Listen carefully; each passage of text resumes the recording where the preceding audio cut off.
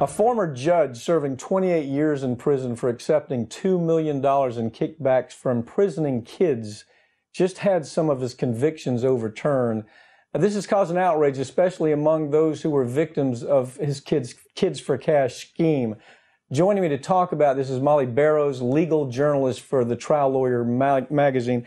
Molly, first of all, give us a recap. What did this judge do? I mean, it was horrendous. It is horrendous. So back in the mid-2000s in Pennsylvania, he was basically part of a Kids for Cash kickback scheme in which he sentenced more than 3,000 students to juvenile facilities that were owned by a certain developer. One that was run down, and then another one later that was built, and because he helped build it, he got kickbacks for that money. So send the child to this jail. Correct. The corporation makes money when you do that, Judge. Detention facility. Okay, and Judge, for doing that, we're going to pay you $2 million. Yes, thank you so much for your brand of justice. And these children, when you hear the stories, it is heartbreaking. Yeah. And I know this was, 15 some odd years ago, or a little over 10 years ago.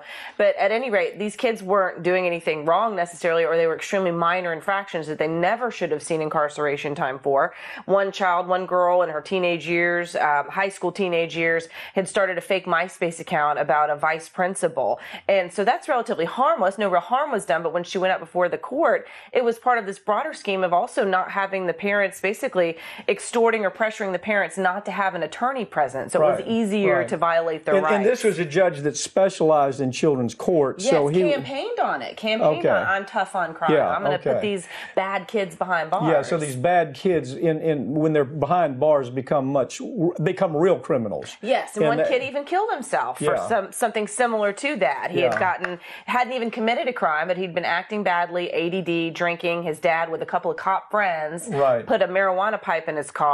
He got busted for it.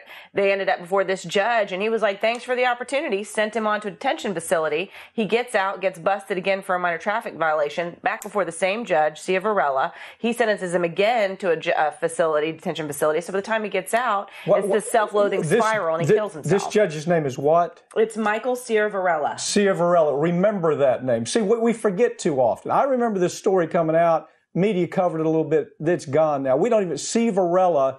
This is a character that he's having now some of the charges are being dropped. Yes. How's it going to affect his current sentence? I mean, if I look at it, he's in there for a while because of multiple charges. How do you think this is going to affect things? Well, it's going to be interesting to see because he was convicted on 12 counts, and recently the court threw out 3 of those counts but upheld 9.